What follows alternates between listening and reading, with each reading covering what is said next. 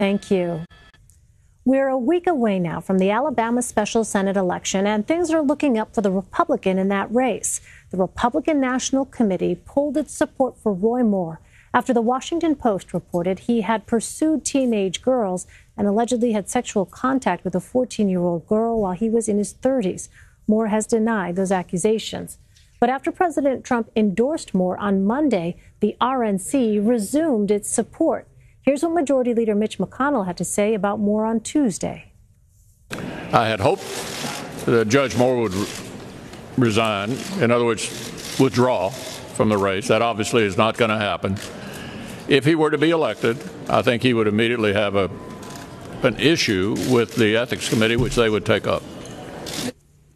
CBSN political contributor and Boston Herald columnist Michael Graham joins me now from Boston.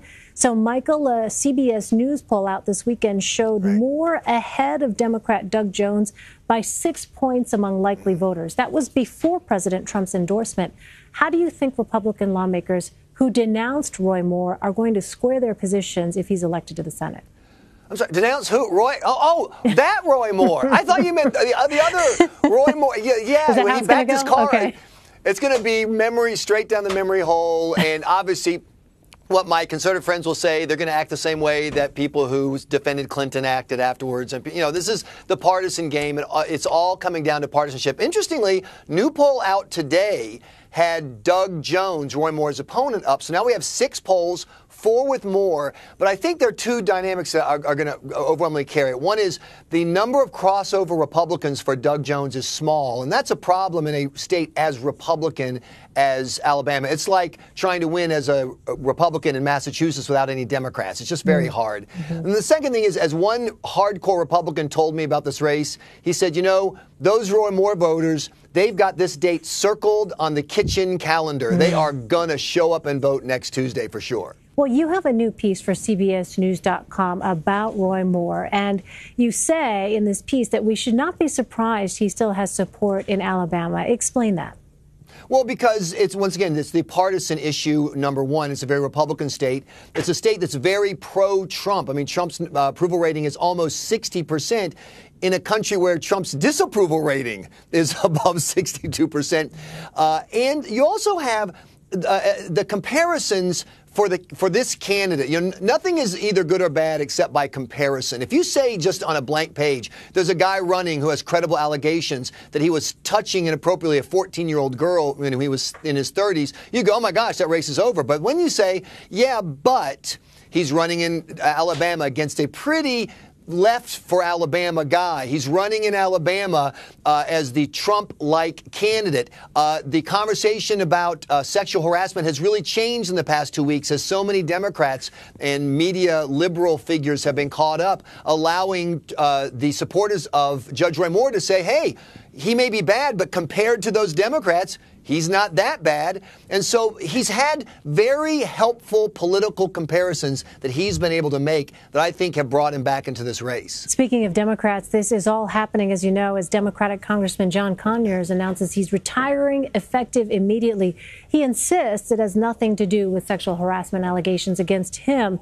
But do you think, Michael, his decision to step down will impact other lawmakers accused of misconduct?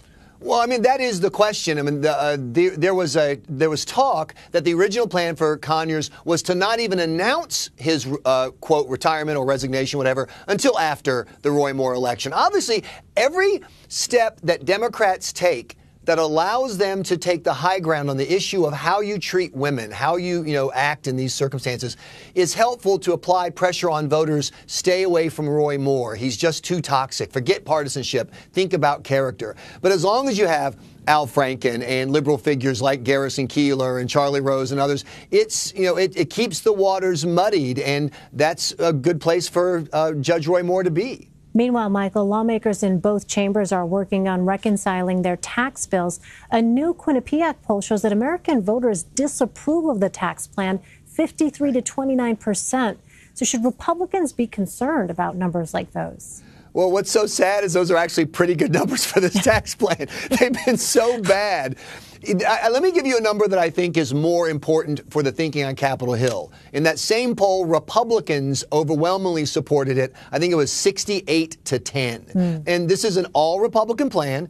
No Democrats came over. You can argue the Republicans didn't work hard enough to get them. You can argue the Democrats let everyone know up front that their strategy of opposing Trump meant that they're not even in states like West Virginia and South Dakota where you're going to see, or North Dakota, where you're going to see crossovers. Whatever the point is the Republicans had to do this by themselves anyway, so they have one constituency up front, which is Republicans.